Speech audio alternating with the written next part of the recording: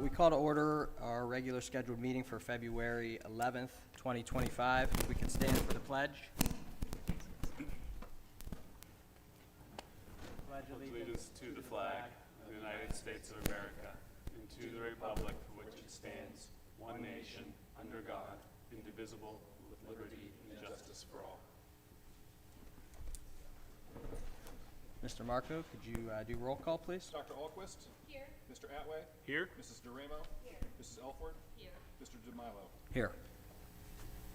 We are going to start our meeting with the Rotary Students of the Month. We'll start with Dr. Potts at the high school.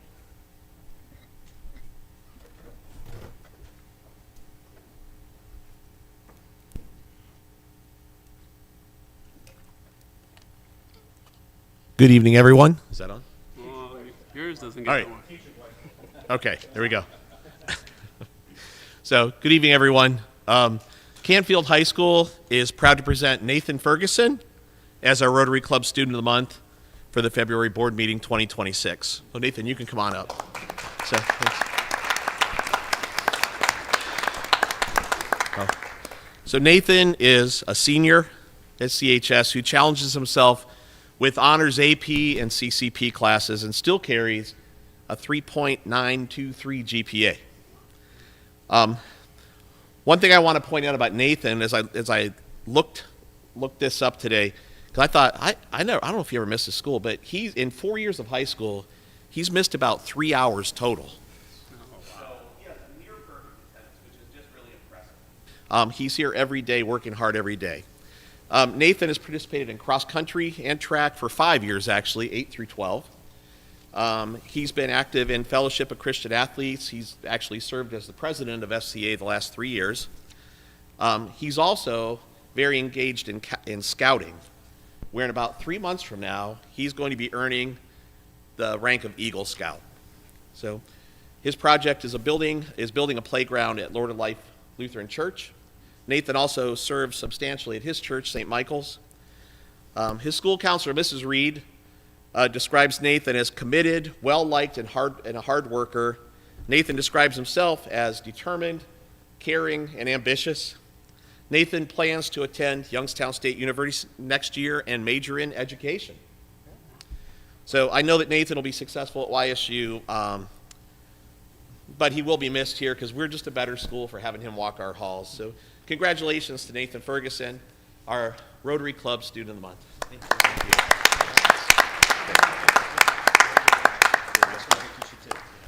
Get this.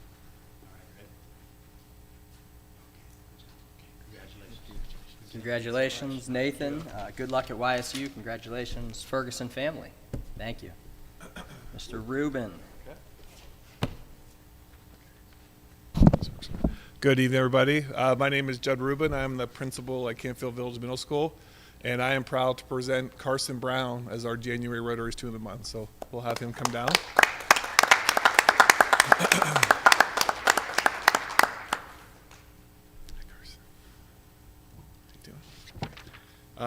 So I just wanted, I always, like I said, I like to talk to some of his former teachers and try to put something together. So his teachers describe Carson as an old soul, mature beyond his age, but he fits in extremely well with both his teachers and his peers. Carson is currently taking 2 high school level classes, physical science and algebra, and is doing extremely well in both while balancing a busy athletic schedule as well. He plays that sport just about every season, so we're super proud of that. Carson's potential is sky high, and with his work ethic and passion for learning, we can expect great things from him in the future. So I just want to talk about, well, first of all, I just want to say that his sister Michaela was our first Rotary Student of the Month. So we had that back, and she's a junior now, so she was our first Rotary Student of the Month. So he's right along with that. Some of the things that I saw too, just with his maturity, is most kids are on their phones or goofing around before practices. He's always has a book in his hand. He's always reading a book before practice. It relaxes him and just kind of gets him in the mode for competing. I love his pre-games meal. Every time I see him in school for his he's like pot roast and potatoes or pasta or things like that. So I always get a kick out of that. And one of the things too, he's very humble, but he's a very gifted athlete. And I remember he played football for the first time in 7th grade, and he caught like a long touchdown pass, and the kid tried to tackle, and he kind of just bounced off Carson. Before he celebrated, did anything, the first thing he did was put his hand down and help that young man up. So that showed me right there just what kind of person he is. He wants to work in the medical field as he continues his education. Something he does with his family. He is part of that Trosi family, so every Sunday, Grandma Trosi makes a huge meal for the whole family, so they spend about 3 hours playing games and hanging out there. He wants to be a pathologist. He's interested in the science of cells and how they work, and possibly play sports in college. He loves working out, loves to read, and hanging out with friends and family, so we're just extremely proud of Carson and part of our family here. So.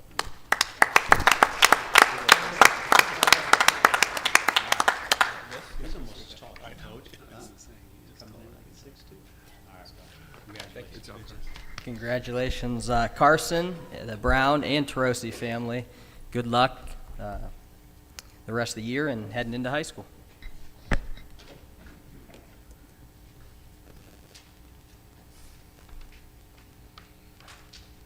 Evening, Michael Flood, principal of Hilltop Elementary. I have Vivian Delois. Just a truly remarkable person.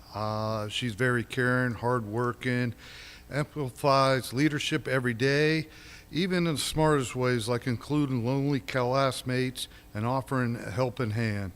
She's a goal-setting and dependable young lady. Favorite subject is English. She likes to read and write about people, and she loves to hang out with her family and meet new people. She lives with mom, dad, Remy, our sister Remy, and 2 dogs. She wants to be a fashion designer when she grows up. Truly a remarkable person. One thing that I think about constantly was the first time we did this year, we taught the kids at Halloween, the special needs kids, on trick-or-treating and saying, knocking on the door, saying thank you afterwards. And I gave her about a 2-minute advance notice that you're going to be in my office as the kids knock on. And she knocked it out of this world. I mean, her smile, introducing the kids, giving the kids candy, it really, I'll never forget that moment. So I'm proud of you, and I couldn't ask much more for Hilltopper of the Month. So thank you.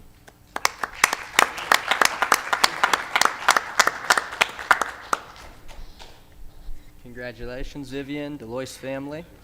Thank you, Mr. Flood. Mr. Lavery.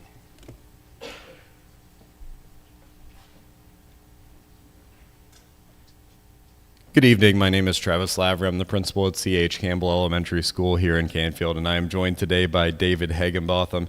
Davey is one of the sweetest and kindest young men that you're ever going to see walking through the halls of C.H. Campbell. He's always thinking about the other students, always thinking about how he can help others and what he can do to help those in need. Whether it's getting them their lunchbox, grabbing a chair for them, he's always willing to do whatever it takes. He is a very hard worker. He's a responsible student and a great example of what a card should be. Now, Davey lives with his parents who are here tonight, as well as his sister. He loves playing board games with the family, going to Cavs games, and going on vacations. He loves mathematics, like all kids at C.H. Campbell do, which is great. And he's not sure what he wants to do in the future, but I thought this was pretty telling. He said, regardless of what it is, he wants to help people. And I think that is an amazing fit for this young man, as he is always helping people day in and day out, every day at C.H. Campbell Elementary. So if that doesn't work out, he said, being a pro athlete would also be pretty cool. So he'd also be good with that if that happens to be the case. But he plays basketball, baseball, football, likes shooting hoops, playing outside in the summer, and has a love of roller coasters just like Mr. Lavery does. So very, very happy to have David as our Rotary Student of the Month. Congratulations.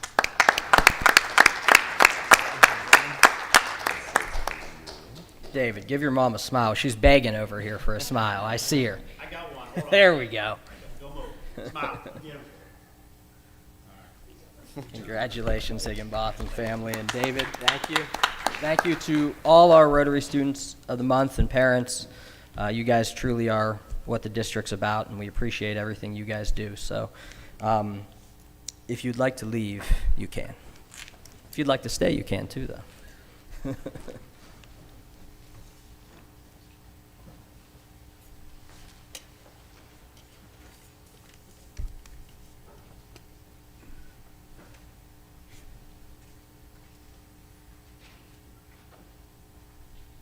Taking a picture of me, JT?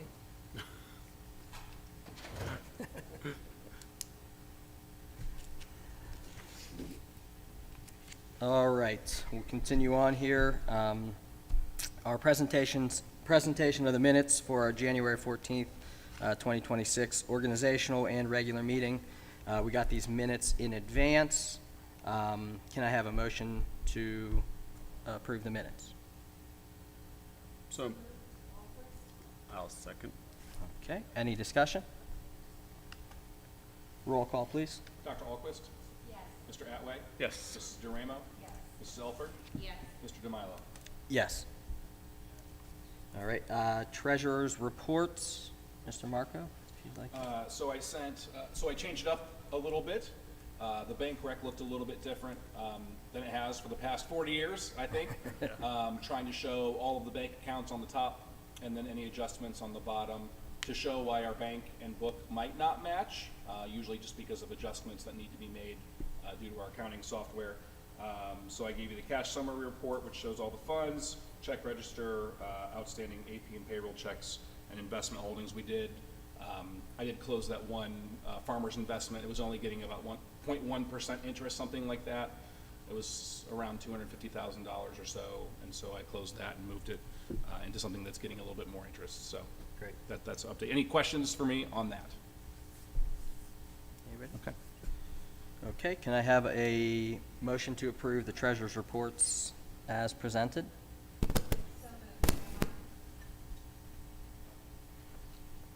I can second. Roll call, or I'm sorry, discussion? Roll call? Dr. Alquist? Yes. Mr. Atway? Yes. Mrs. DeRamo? Yes. Mrs. Elford? Yes. Mr. DeMilo? Yes. Okay, the next one. All right. I'd like to recommend adopting the resolution accepting the amounts and rates. Okay, can I have a motion to approve? So Or- moved. Discussion? Oh, sorry. Second. Discussion? Who was the first? Alford. Alford. I don't know, Mr. Knoll or Mr. Marco, do you want to Mr. Marco. Mr. Marco? Yeah, so the amounts and rates comes from the county auditor in late January or early February every year. And so it kind of just delineates the different levies that we have on the books, how much they expect to bill this year, not necessarily how much we'll receive, but how much they'll bill. It has the year that the levies were originally passed. It has the year, the last time that they were renewed. So a lot of information there. I checked it with last year's, it looked pretty spot on. So that just goes back to the county auditor tomorrow, and then they'll get hopefully tax advances rolling later in February, within a week or two. Okay. Any questions, discussion? All right, roll call. Dr. Alquist? Yes. Mr. Atway? Yes. Mrs. DeRamo? Yes. Mrs. Elford? Yes. Mr. DeMilo? Yes. All right, we're going to move to Mr. Marco, your winter forecast presentation. right, all right. Might want This one we Yeah, should we'll get hop done. down. Yeah, you might want to go down. Yes.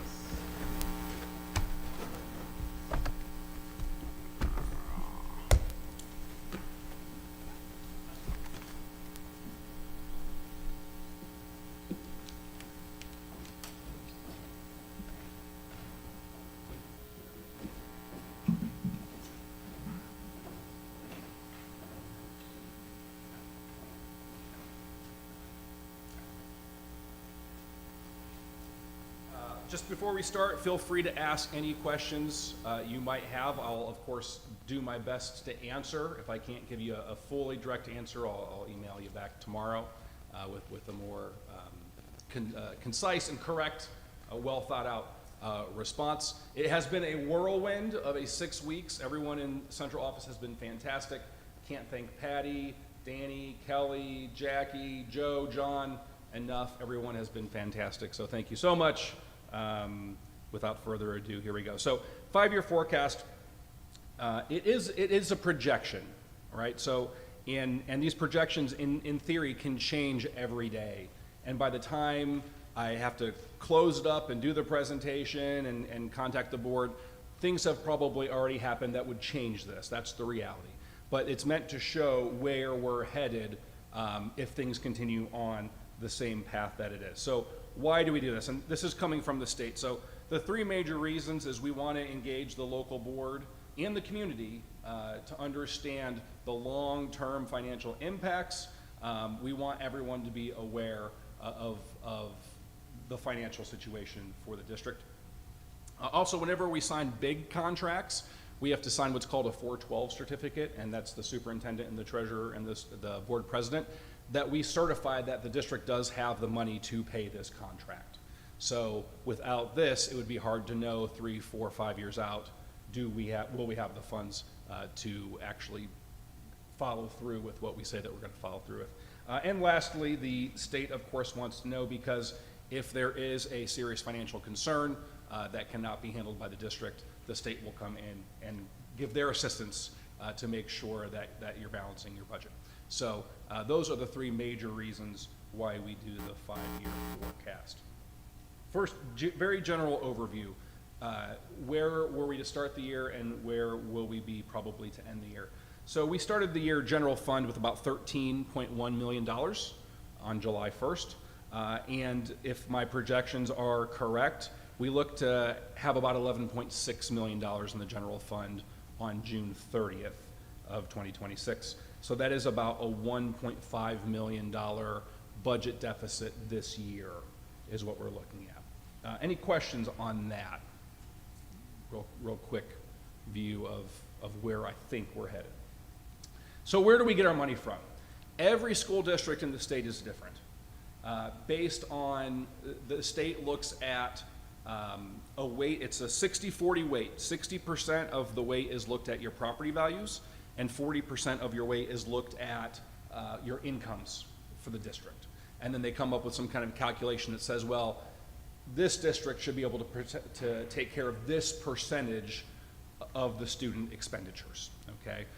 So some districts, this may very well be flipped, where state funding is 70% and local funding is 26%. And then there are a lot of districts that are in between. But here at Canfield, we get about 70% of our general revenue, general fund revenue, from local taxes. And that would be from business, from farm, from homeowners.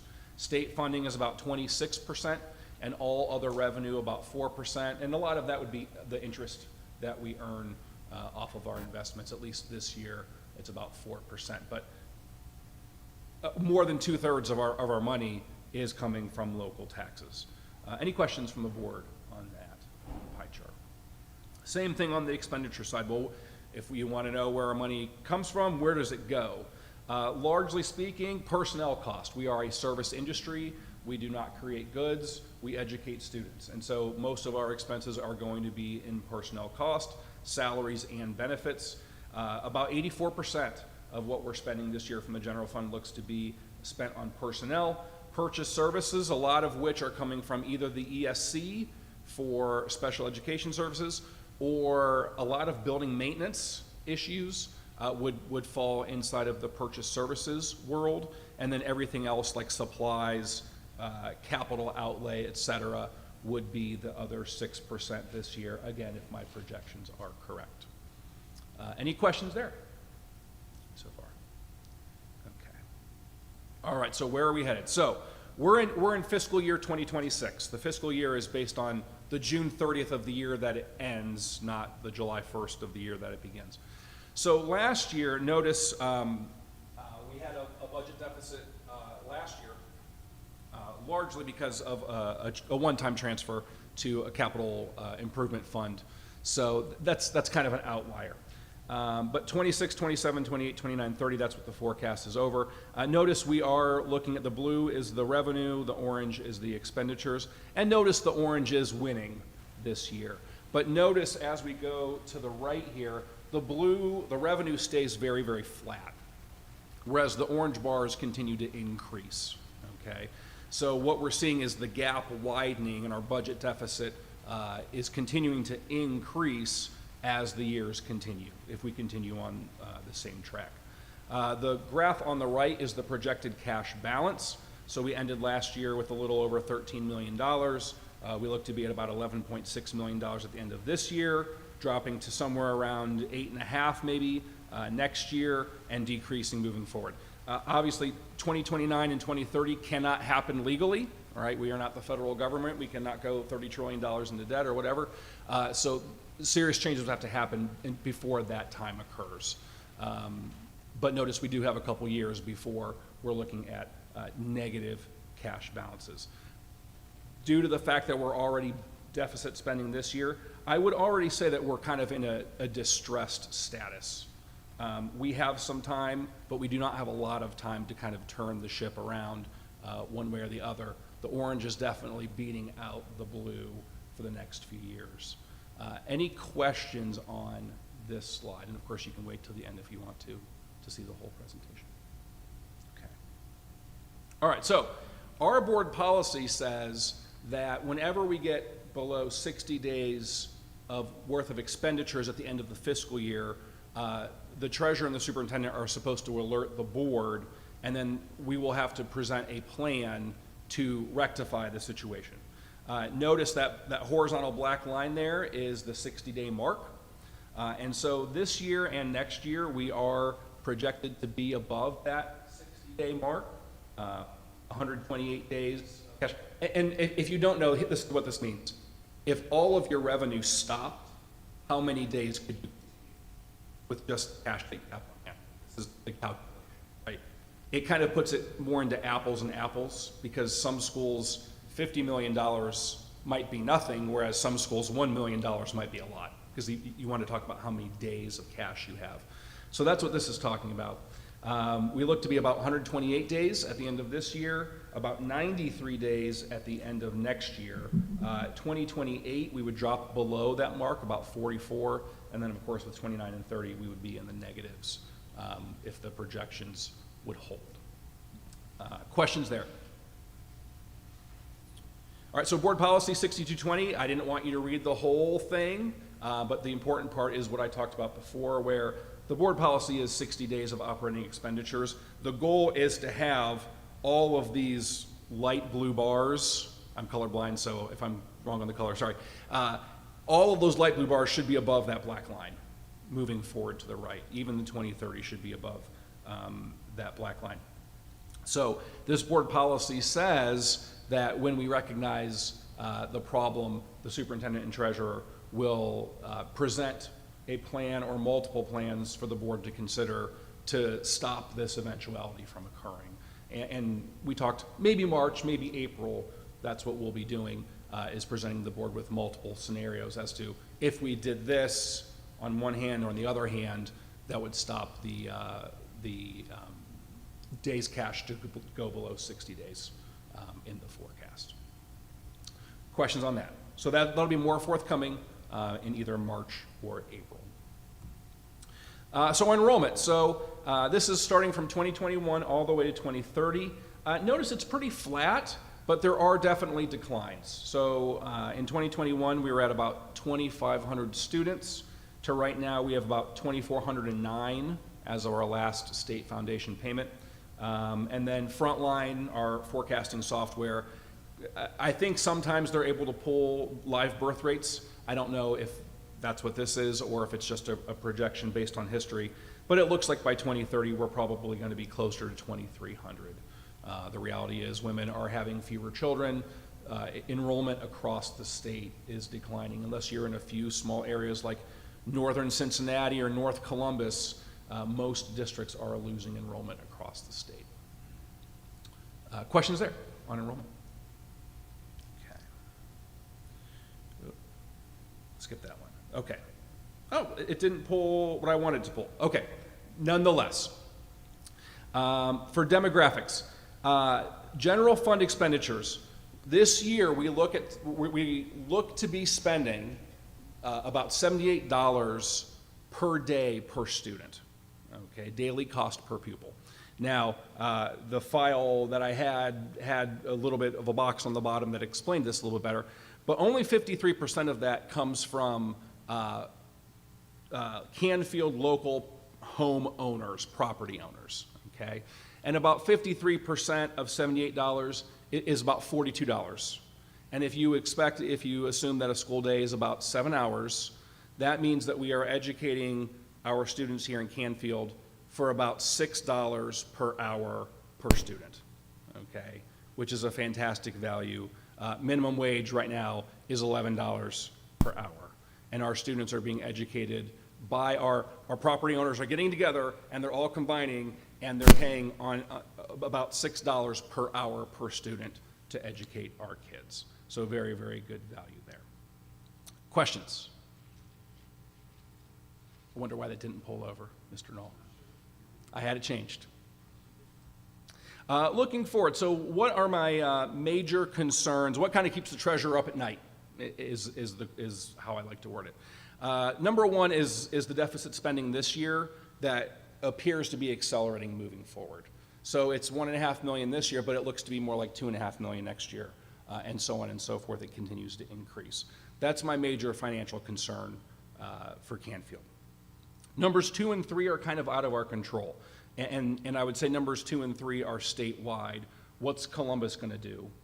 Because they've already passed a multitude of bills within the past couple months that didn't necessarily affect Canfield yet, but they may be affecting Canfield in the future. They've affected other districts much more than they've affected us, and more immediate other districts. So we've kind of dodged that for now, but it may come back to impact us a little bit down the road.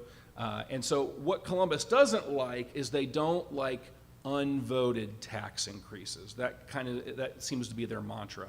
So when a school is on maybe the 20 mil floor and their property values go up 20% and tax bills go up 15%, they kind of view that as, well, the people didn't vote for that. And so they've tried to avoid that with the recent legislation that they've passed. Canfield's not at the 20 mil floor, so when we get big property value increases, we don't see much in the way of tax increases for property values. So again, we're not really there yet on being impacted, but we could be there in a couple years. And the question also is, what are they going to do in the future? Mr. DeMilo. So recently we obviously had tax increases, valuations and stuff. Based on what you're saying, that didn't necessarily mean. Correct. So say our property values go up 30%. That does not mean our taxes go up 30% at all, okay? Now, in other districts, If they were on the 20 mil floor, it may mean that their property values go up 30% because you can't go below 20 mils. But if you're not at 20 mils, say you're at 40 mils, and your values go up 20%, then they just reduce your millage by about 20%, so you don't really bring in any more money, is the way it works in Ohio. And the history behind that was they passed that in the 70s when there was a lot of rampant inflation going on. So, 12, 13, 14% per year, housing values are going up 50% every 3 years, and people are losing their minds because their property taxes are going up by 50%. Well, the state put in safeguards and said, well, that's not going to happen anymore. When you pass a levy that's 3 mils, $2 million, it can never bring in more than 3 mils or more than $2 million. But then they put a safety net on the bottom and they said, but you can't go below 20 mils. So if you're at 20 mils and your values go up, you're going to see a property tax increase. But if you're up around 30, 35 mils and you see a property value increase, you're not going to see that same tax increase that you might see in another district. Yeah. Even though our communities pay more money, that didn't necessarily mean more money. Correct. Canfield has not seen the same large property tax increases that other area districts have seen. Right. My prior district, a couple of years ago, 33% property value increases, 22% property tax increases. That did not happen here. Yeah. Other questions? So what that's doing is it's only going to increase our reliance on passing new levies, because the state is kind of trying to move away from this model where property values increasing means more tax revenue for the schools, because again, they view that as kind of an unvoted tax increase. So that's gonna increase reliance on passing new levies, and that's a statewide concern. That's not just a Canfield local concern. The condition of our buildings, grounds, and buses. Buses are about $145,000 per bus, no frills attached. Our buildings are very old. As you know, the middle school is about 100 years old or something like that, around there. And with that comes leaky pipes, HVAC systems, et cetera, that need to be fixed. And so the condition of our buildings, grounds, and buses is a concern of mine. We have a lot of maintenance costs associated with our buildings, for sure. Medical insurance costs, this is universal as well across the country. Those are really outpacing inflation. And I have in the forecast that is before you tonight, I've assumed 10% increases each year for medical.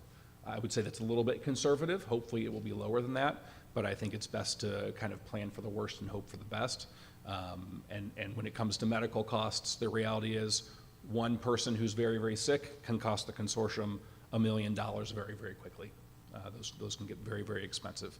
So the assumption is 10% moving forward, but if it's lower than that, then that'll help the bottom line a little bit as well. Questions about my concerns? The looking forward concerns. Okay. All right, so here's kind of like the big story, I think. When we look at our revenue from 2016 to 2026, okay, this is a 10-year span with 10 years of gap, right? So from 26 to 27, then 16 to 17, then 17 to 18, et cetera. Notice there are largely increases per year, but they're not real big, okay? And in fact, if we just drew kind of like a straight line from 16 to 26, okay, and we just did consistent increases every year, what you would see is we would have about 1.4% general fund revenue increases per year. And you compound it, so it's a little bit, you can't just say 15 divided by 10, it's a little bit different than that, okay? But largely speaking, from 2016 to 2026, we're getting about 1.4% more revenue per year, okay? Which is about 15% total. So in 2026, we're gonna get about 15% more revenue than we got in 2016, okay? But here's the problem. During that time period, inflation has been 3.05%, okay? So costs across the country are rising at about 3.05%, but our revenue has only been increasing about 1.4%, okay? And that's a problem. Eventually, that inflation is gonna kick in and start to win, okay? And the next graph shows the same thing, but on the expenditure side, okay? So from 2016 to 2026, again, pretend like there was just a straight line there, all right? And 2025 was a little bit of an outlier because we made a transfer to a capital projects fund, okay? So that was about $4 million, so pretend that's about $4 million lower. It's not money that we spent, it's money that left the general fund, okay? It's in another fund, we still have it, we can still make purchases with it, okay? But let's pretend a straight line from 2016 to 2026, all right? What we're seeing is our expenditures have increased about 2.8% per year, again, assuming a straight line, all right? Now, that's better than inflation. So inflation was 3.05% during that time period. We were able to be pretty good stewards of our money here and stay at 2.8%. But the problem is this, our revenue is only increasing at 1.4%. So when you have revenue increasing at 1.4% and expenditures increasing at 2.8%, you're eventually going to lose that battle, okay? Notice in 2016, we were at around $28 million of revenue, 27 and a half maybe, somewhere around there. And in expenditures, we were only at 25. But revenue is only increasing at 1.4 and expenditures are increasing at 2.8, okay? So that's kind of how we find ourselves where we are right now, where we've still stayed lower than inflation as a district, which is fantastic, right? Everything costs more now than they did 10 years ago. We're talking about gasoline, we're talking about electricity, we're talking about wages, we're talking about medical care. You know, who's paying less in insurance now than they were 10 years ago? Or property insurance, who's paying less on their homeowner's insurance now than they were 10 years ago? Those things have been going crazy the last few years.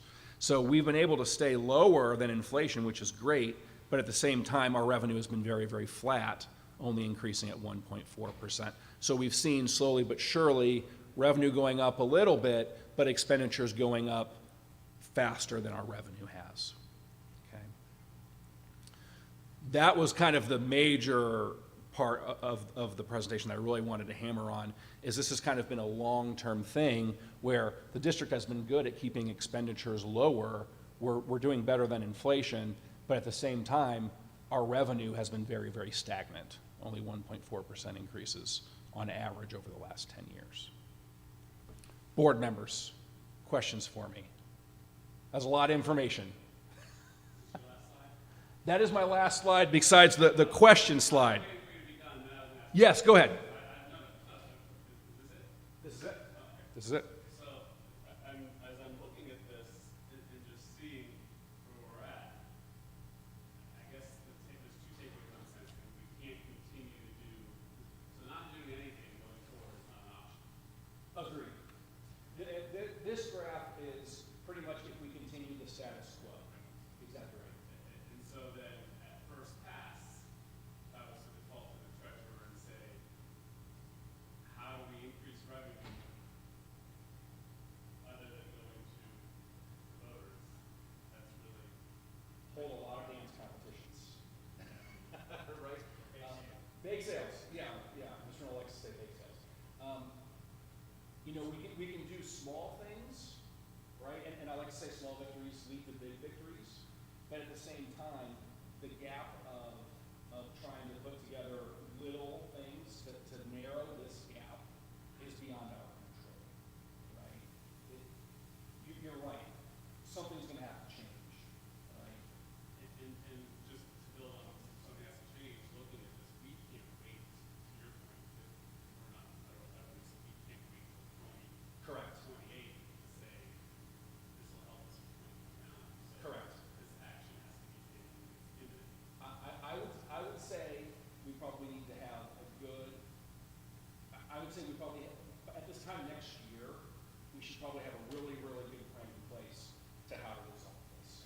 I don't think it has to be done next month. Right. We have some time, luckily we have a good cash balance to get us through a difficult time. But yes, I don't think we can go into to your point, we can't go into 27, 28 on the same path that we are think we can kind of go into 26, 27 by making some small changes, but I don't think we can go into 27, 28 making just small changes, right? Something's gonna have to change one way or both ways. You're welcome. Other questions? Mrs. Ray? I know, I've asked you questions about our current levies that are on. One of our levies would be due to expire around 2029, I think, June 27. Yeah, tax year 27, which is calendar year 20. So when you do this projection, you're assuming that we're gonna at least be able to maintain that. So in this, Or whatever we're gonna in this offer. projection, that levy, that renewal is assumed we pass it. Okay. Yes. So if it doesn't pass, Would be the worst one to see.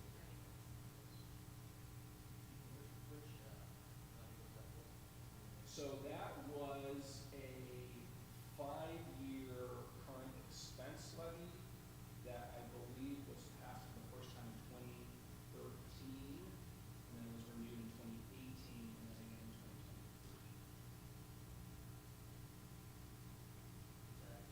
That has been the last few months, 2013 was the last new one. That's a conversation we had, how many households have gone 13 years without additional dollars. Rarely have we been in some meetings with what we have. Yes. I get it, and look at our, that graph here, I was doing, our taxpayers are responsible for 70%. Yes, sir. That was a lot there.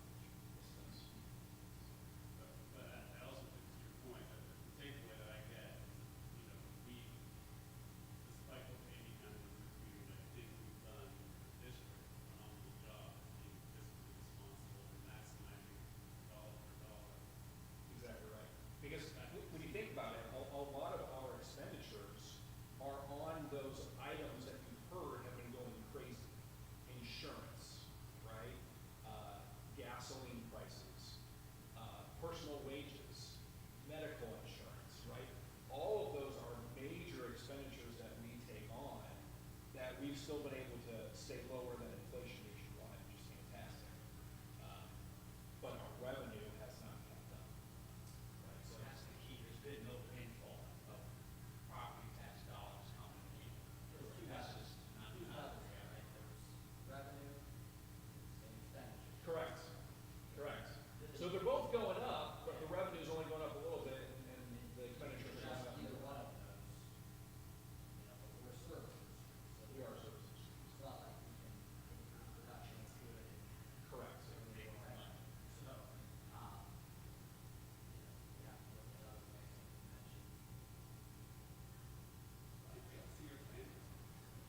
other ways, like you mentioned. Maybe April, right? And so our plan is to kind of put together multiple scenarios that will kind of help to show. And thankfully, the board has allowed the district to purchase Frontline, and Frontline as a forecasting software is very, very good at very quickly generating scenarios, generating levy scenarios, reduction scenarios, that can very quickly generate something that would probably by hand take hours. They can take, you know, seconds to do, which is fantastic. So, thank you, because that is very fun. Thank you. You're welcome.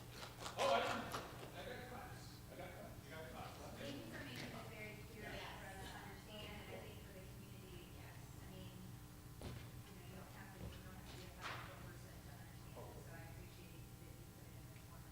You're welcome. Say, it's very easy to understand. Trying to paint a picture. Yes. Thank you so much. Of course, at the end of the meeting, if anyone has any questions for me, feel free to come up and ask. Yeah.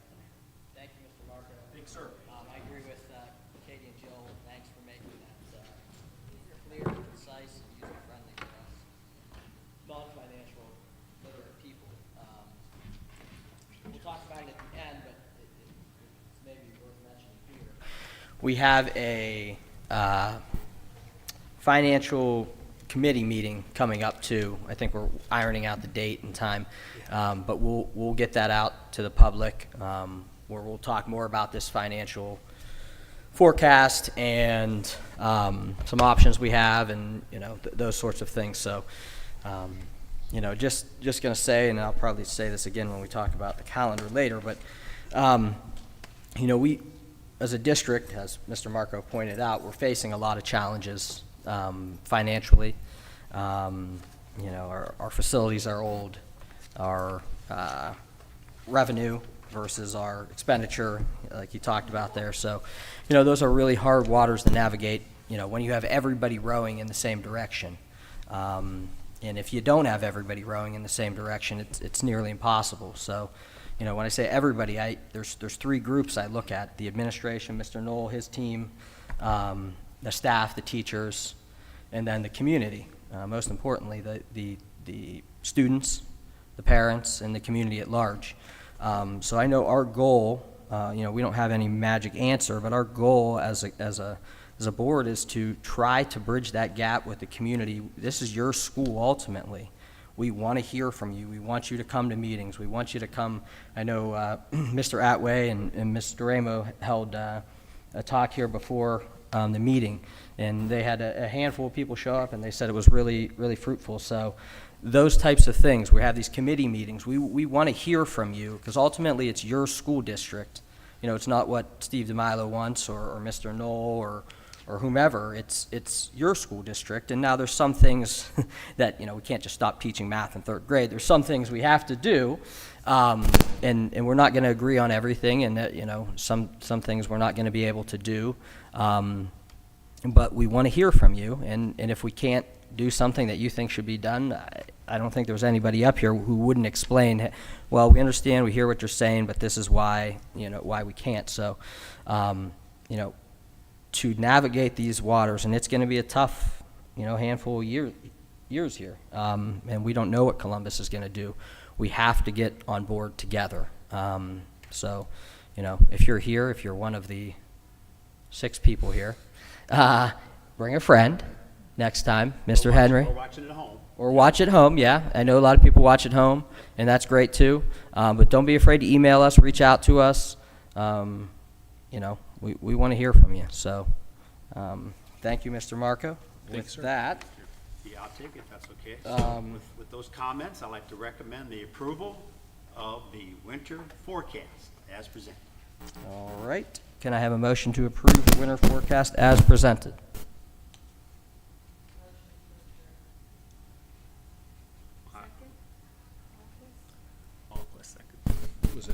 Was it Alfred first?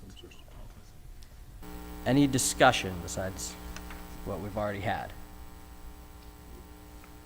Okay, roll call, please. Dr. Alquist? Yes. Mr. Atway? Yes. Mrs. Duramo? Yes. Mrs. Elford? Mr. DeMilo? Yes. Okay, I think we are going to move on to public participation. We have one here, Ms. Zarella, if you'd like to step up to the mic. I don't know if it's working. If you could please say your name, your address, and then you have 3 minutes to talk. Sure. My name's Leslie Zarella. My address is 51 Oakview Crossing in Cantfield. I would just first like to thank all of you for your hard work to make this district what it is. I know that it doesn't look like it by the turnout, but even I put on Facebook that I was coming, and a lot of people are like, oh, I wish I could come, and I know that's not the same, but hopefully, people are watching, and we do appreciate what you do, and it's not easy, so thank you. I just wanted to talk a couple minutes about the calendar. My husband and I both are Camfield alumni. We have 6 children spanning from 2 to 20, so we have a lot of, community members, coaches, teams we're on. And over the years, people keep saying, why can't we go back to the calendar going back after the fair? And I know it's not always that easy, but it is something that I've talked to a lot of people about, and a lot of people felt strongly, so I wanted to, present it to you and see what you guys have to say. I know there are school districts such as South Range and Poland that have gone back after the fair, and being that it is a county fair in our hometown, it makes it even, I think, more of nice to give the kids off and then just come back at one time, not going, 2 or 7 days before, and then that start and stop. I am also an early childhood teacher, so I've had little kids, and those kids that have a trouble transitioning, when you're starting once, then they're off, then restarting, that makes it a lot harder for them. On top of that, in Northeast Ohio in August, the weather is a lot nicer than it is typically at the end of May or beginning of June. I shared with some of the board members earlier, I went on a field trip with 6th grade last year at the end of May. We were outside in hats and gloves. And obviously, there's not much you could do about that. But the point is that we have nicer weather in August. So the kids, if they have time in August to be off and they can enjoy, swimming and camping and all that outdoor stuff, it would be better if we could do that. As far as with the buildings we have, obviously, we have old buildings. So there is a great deal of our students who don't have air. So putting them in school in the middle of August, as opposed to the last week of May or even the first week of June, it's hot. And if you've ever went to the middle school for the open house, it is miserable. And it's not the best environment for the kids. And obviously, we need to do something about that, and that's not what I'm saying here. But just with that being said, I just feel even stronger to start after Labor Day, if possible. I know, like I said, some other school districts were able to do it. I wasn't sure if that was something that maybe, actually South Range, I think, said that they sent something home to the community last year, and they did get feedback, and they did switch. So I wasn't sure if that was something you guys were able to do, or if there was something more to that. Thank you. Thank you. We're going to talk school calendar here shortly, but I would just say thanks for your feedback. I know I speak for myself, but I've heard a lot of feedback on both sides. I think one thing when we do this strategic plan coming up, and there's going to be surveys and those sorts of things, I look for that to be one component of it, I would think, and to hear back from the community, what do you want? It's a challenging, I don't envy Mr. Knoll and his team, because it is a challenging thing. You have high school kids, who have certain needs, elementary school kids, and it's a balancing act for sure. So, I think it's something we're always considering and thinking about. And to your point,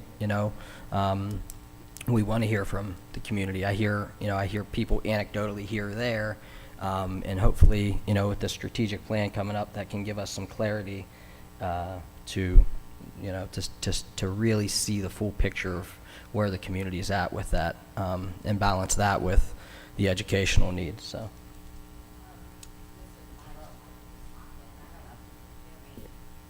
You've heard me mention the strategic plan, so I'm just going to clarify what that means in case you weren't aware. So Canfield has a strategic plan. It expires in 2027. So myself and Dr. Alquist are kind of taking the lead on that venture. And like Mr. DeMilo said, within the strategic plan, there will be surveys that will go out to the teachers, the community. That is what he's referring to when he says surveys. And since it is ending in 2027, that's something that will be happening this year. More will be discussed as well, but to Mr. DeMilo's point, there should be a section on there. Okay, I think that was all we had. Thank you, Ms. Zarella. Mr. Knoll, we'll move on to All right. personnel. Personnel. Under hiring with classified, we have Mariana Parisi, Siege Special Needs, 85.5 hours, a daily rate of $16.73 an hour, effective February 12th of 2026. We have some resignations under classified. We have Linda Berlin, our high school head cashier, resigning due to retirement, effective June 1 of 26. We have Tammy Bayer, CHS assistant cook, resigning due to retirement, effective June 1 of 26. Mr. Will Roth, our food service director, resigning effective March 6th of 2026. And we have Cheryl Schreckelhoff, transportation aide, with an amended resignation from January 19th to February the 4th. Under resignations for licensed staff, we have Christine Hofus, our school psychologist, resigning as of August 31st of 2026. And then also we have recommended the hiring of our exhibit extracurricular and resolution number 117-2026. All those as presented. Thank you, sir. Based on the recommendation of the superintendent, can I have a motion to approve the hirings, resignations, as presented in line items A through C, and then the hirings of the extracurricular as presented in Resolution 117-2026? So moved, DeRamo. Second, Atway. Any discussion? Roll call, please. Dr. Alquist. Yes. Mr. Atway. Yes. Mrs. DeRamo. Yes. Mrs. Alford. Yes. Mr. DeMilo. Yes.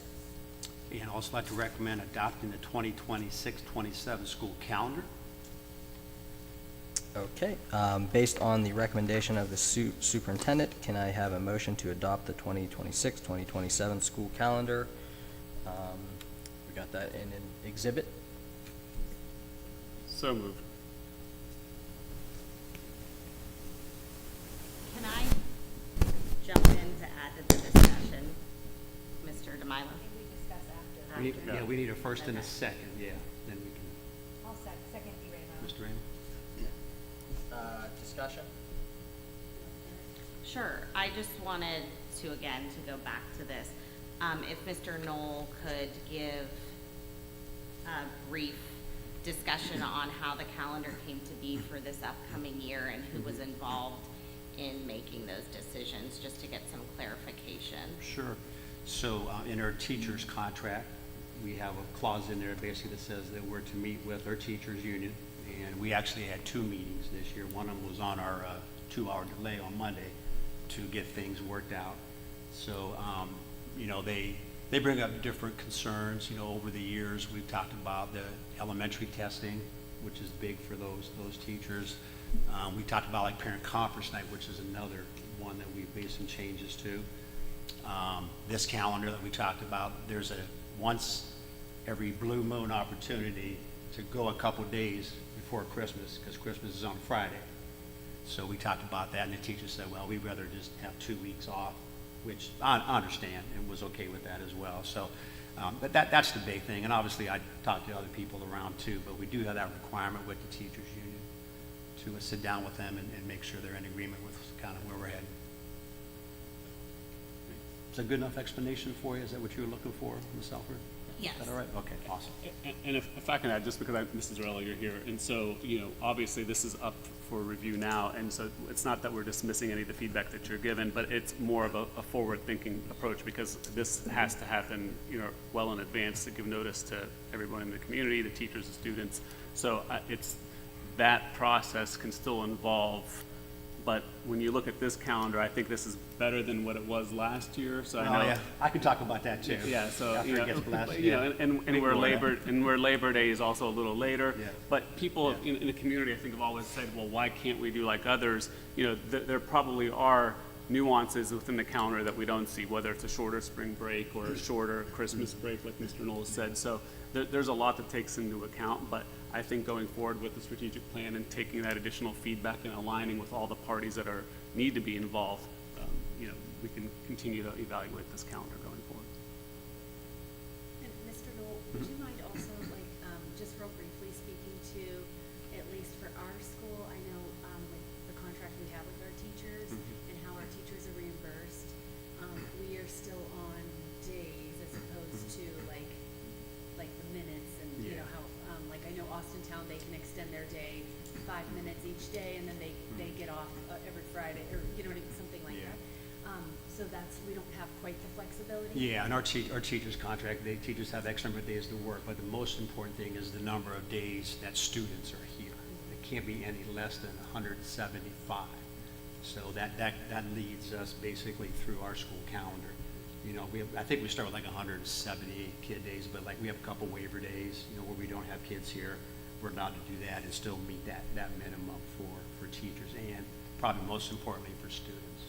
And could you, and it's okay if you don't know the answer, you're very good I'll about try. handling things. I'm just asking, Yeah. how do our 178 days compare to other surrounding districts, like South Range was mentioned? Do you have any idea? Most of them are very similar. There are a few who have dropped down, I'll be honest with you, to some of the minimum standards. But I've made it very clear here in Canfield, We are not about minimums. You know, I didn't come to Canfield to be a superintendent of minimums anywhere. So, nothing against my colleagues and what other districts might be doing, but to me, there's nothing more important than getting students in front of teachers. Nothing more important than that. So we're going to take advantage of every opportunity we can. That's why I call them school days off. Mr. Knowles and I are both big fan of that. But Paige, I yes. appreciate, as a mother of kids here, I appreciate, like, we didn't choose Canfield because it's bare minimums. I agree. You know, Yeah, so I agree. I do appreciate that. Thank you. I have a question and really a comment. You know, I think having an education background kind of gives me a different perspective on this. You know, I can understand if the teachers are saying that they need this time, I can understand, you know, and I heard that. But I do think if there's a large concern in the community about this calendar, I think that it would be worthwhile for us to start to look at some other calendars and see how are they able to, you know, still give a 2-week Christmas break and a spring break, but start after and not be at the, you know, third week in June. There are very few calendars. Mr. Biddle has done a copious study of 22 of the highest performing districts in Northeast Ohio and looked at their calendars. And we are trying to run as similar as we can. But there are very few that do what Canfield needs. 2 weeks of Christmas and a full week off of spring break. It's very difficult to get everything in that time period that we have. You know, trying to get 170-some days in. I mean, there's just not enough days to do it. But I think then that's when we go to the community and if that's what they want, then what gives? Right. Because we're not willing to give on the education piece because that is so important. So what's going to give? Is it going to be at Christmas? Is it going to be at spring break? If True. that's really what they want, True, right? yep. I just think that we need to have that. Without going 2 or 3 weeks into June. Correct. Because you know as an educator, when the high stakes tests are over, it is extremely difficult to keep the attention of our young people. And then our kids that take AP and CCP, they're done mid-May, as you know, being a former high school teacher as well. And there's just a lot of lost time there on the back end. You know, and to me, my number one goal is making sure we're educating the kids. That's always been my focus. Mrs. Alford, Dr. Alquist, in the survey questions, question 1, are you willing to give up your spring break of 1 week? Question 2, are you willing to give up your winter break of 2 weeks? Question 3, are you willing to have your kids stay in school in June? Don't do that to me, Mr. Atwood. Don't do that to me. I know what those answers will be, and I think our calendar will stay as is. Yeah, it is. Yeah, it is. They have Yeah, to be, nothing wrong with that. you know, and if that's what the community's asking for, help us figure out how to make it work. Yeah. You know, if we don't know how to make that work, we need help. Yes, there's always the ability, like Mrs. Duramo saying, I think we're all saying the same thing. We have to gain the knowledge first Right. from the community, from the teachers, from the administrators, to then come up with a plan. Because if we don't have data on what people are actually looking for, we can't make the best plan. So we need to get that data. But just to be clear, if by, like, this calendar tonight, Yeah. which you're going to ask for us to approve it, if we do, then any subsequent strategic planning, like things that come out, like surveys, whatever we decide, this for next year will be already set, correct? Yeah. With Yeah. small additions, Yeah. like, I know, like, We'll do PD days. yeah, the PD days, but like for students to be in school for the most part, Yes. that will be as is, so, but we have to, I just hope the public knows like how we have to really like plan in advance, so Yeah. we're still listening and we want to have everybody be as happy as possible, so. Thanks for clarifying.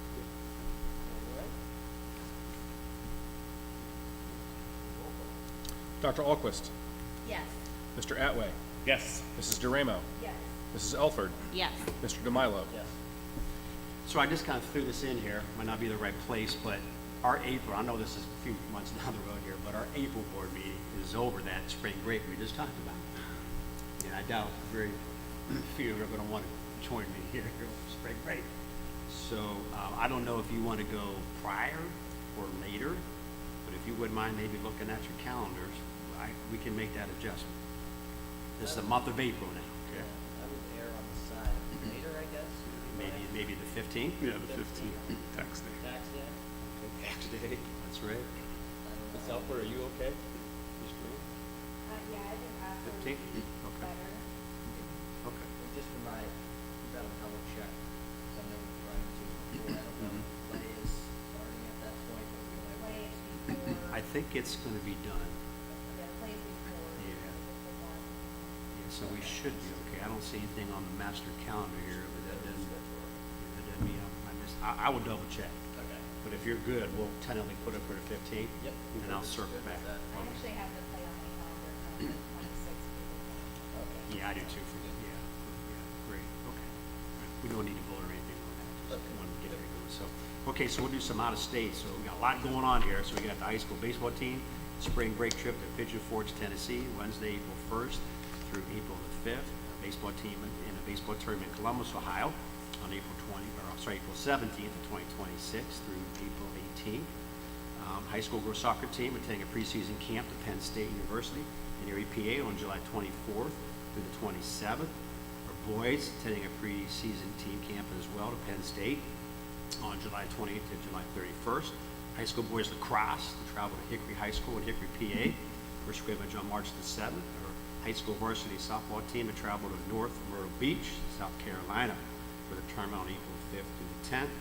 And hot off the press, our high school varsity wrestling team traveled to Bishop Watterson High School, Columbus, for the state duels coming up on February 13th through 14th this weekend. Right, based on the recommendation of the superintendent, can I have a motion to approve those out-of-state, or overnight field trips? So moved. Second, Any discussion? Good luck to all our teams at the tournaments and, games and everything. It's quite a wide range of places. They're traveling too, so it's exciting. Roll call. Dr. Alquist. yes. Mr. Atway. Yes. Mrs. DeRamo. Yes. Mrs. Elford. Yes. Mr. DeMilo. Yes. And I'd like to recommend adopting resolution number 118-2026 as the membership in the OHSAA for the 26-27 school year. Based on the recommendation of the superintendent, can I have a motion to adopt resolution number 118-2026? Membership in OHSAA, sorry. So moved, Elaine. Second, Alford. Any discussion? Roll call. Dr. Alquist. Yes. Mr. Atway. Yes. Mrs. DeRamo. Yes. Mrs. Elford. Yes. Mr. DeMilo. Yes. And recommend adopting amendment resolution number 1-2026, addendum 4, declaring transportation impractical for the students listed. Based on the recommendation of the superintendent, can I have a motion to adopt the amended resolution number 1-2026, addendum 4, declaring transportation impractical for students as listed? So moved, please. Second. Any discussion on that? Just gonna add, I actually asked some questions about this. Sure. Something that I'm aware that you're required to provide transportation for students that attend, schools outside of Campbell. And, I was surprised at the number of kids we had. I don't know how that compares to other places, but, it is a requirement that we don't have a choice. And it's, even though we're paying the families to transport their own child, it is saving us a lot of money of not having to transport them. So it really is, we're kind of getting the deal with what we know we're getting with that. So glad that they have volunteered for that. Okay, anybody else? Roll call, please. Dr. Alquist. Yes. Mr. Atway. Yes. Mrs. DeRamo. Yes. Mrs. Elford. Yes. Mr. DeMilo. Yes. And I'd like to recommend approving the Mahoning Valley Community School Governing Board Service Agreement. Based on the recommendation of the superintendent, can I have a motion to approve the Mahoning Valley Community School Governing Board Service Agreement? So moved. Second, Any discussion? Okay, roll call, please. Dr. Alquist. yes. Mr. Atway. Yes. Mrs. DeRamo. Yes. Mrs. Elford. Yes. Mr. DeMilo. Yes. Okay, Mr. Atway, you can do our donations, please? Sure. February donations for 2026, we have Regina Reynolds, $80 for National Honor Society. George B. and Virginia W. Pugh Foundation, $1,000 for the Canfield High School Robotics Club. Beso del Sol LLC, $2,000 to the Canfield High School Robotics Club. Box Tops for Education, $139 for C.H. Campbell Elementary School. Box Tops for Education, $114.10 for Canfield Village Middle School PTA. Ohio High School Athletic Association, $750 for the VSOC registration. Mark Davis, $200 for the Kate Farragut Memorial Art Fund. And Robert Sen Studio Incorporated, $1,863 for the Canfield Village Middle School, for total cash donations of $6,146.10. Thank you to all that donated. Appreciate it. Can I have a motion to approve the donations? Second. Any discussion? Roll call, please. Dr. Alquist? Yes. Mr. Atway? Yes. Mrs. DeRamo? Yes. Mrs. Elford? Yes. Mr. DeMilo? Yes. So under old business, I just put our facilities committee meeting. Yeah, just. Having it, and we also have a special board meeting to talk about facilities coming as Right. well. So a couple things Mr. Knoll said. One thing before we get to those, Mr. Atway and Mrs. DeRamo, like I mentioned, met at 5:30 before and met with several community members, and sounded like it went well. So I think we'd like to continue doing that. I will volunteer for next month. I don't know if anybody else wants to. Okay. So that will be at That's 5:15. 5:15. 5:15, I'm sorry, 5:15, out in the cafeteria there, so all are welcome. And then, as Mr.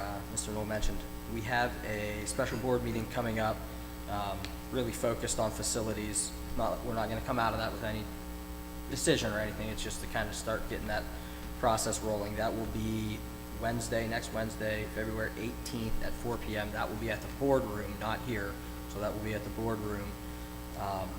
And then we have some other committee meetings coming up. The finance meeting, like I mentioned, we're working on the date for that. I know curriculum, I don't know if you guys have nailed down the date. Curriculum committee has that coming up, so those dates we'll get them out to you. And as Mr. Knoll mentioned, we met as a facilities committee. Mrs. Elford is the chair of that committee. So, Kate, I don't know if you want to talk. We're obviously going to talk next week about facilities at length, but I don't know if you want to just mention. Sure, briefly. I'll just quickly say, myself, Mr. Knoll, Mr. DeMilo, and Mr. Ziegler, the head of maintenance, toured all the buildings. I'll just leave it at that for now, and then our meeting next week, there'll be a presentation to go over our findings. Yeah, so we'll talk about that in And depth. Mr. Tosi was Mr. there, Tosi too. was there too. Yeah. I That's right. forgot. And now So- I'm looking at you and I remember now. Yeah. Thank you for coming, Mr. Tosi. Yes, thank you very much. Okay, so I think that wraps it up for old business. We are going to go into executive session to consider details. I think we switched it a little bit. Executive session to consider details relative to its security arrangement, emergency response protocols, so as not to jeopardize the security of the school district, and to discuss matters required to be kept confidential by federal law or regulations or state statutes. We will come back for adjournment, but we will not take any further action, so, thank you. I'll make the motion. We have to to go into motion. executive session. Thank you. Second, Second, Alquist. any discussion? Roll call, please. Dr. Alquist? Yes. Mr. Atway? Yes. Mrs. DeRamo? Yes. Mrs. Elford? Yes. Mr. DeMilo? Yes.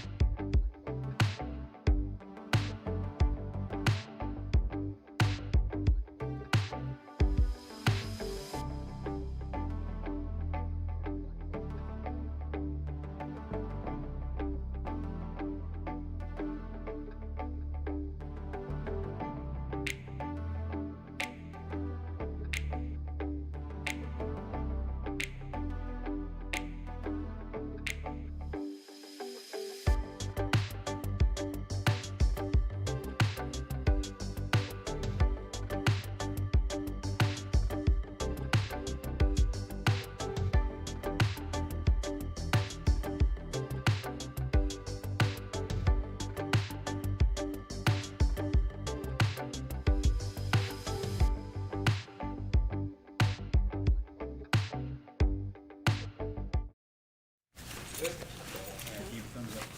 All right, we're back in executive session. Like I said, no further action. Can I have a motion for adjournment? So moved. Second. All in favor? Aye. Opposed? Who was the I'm ready.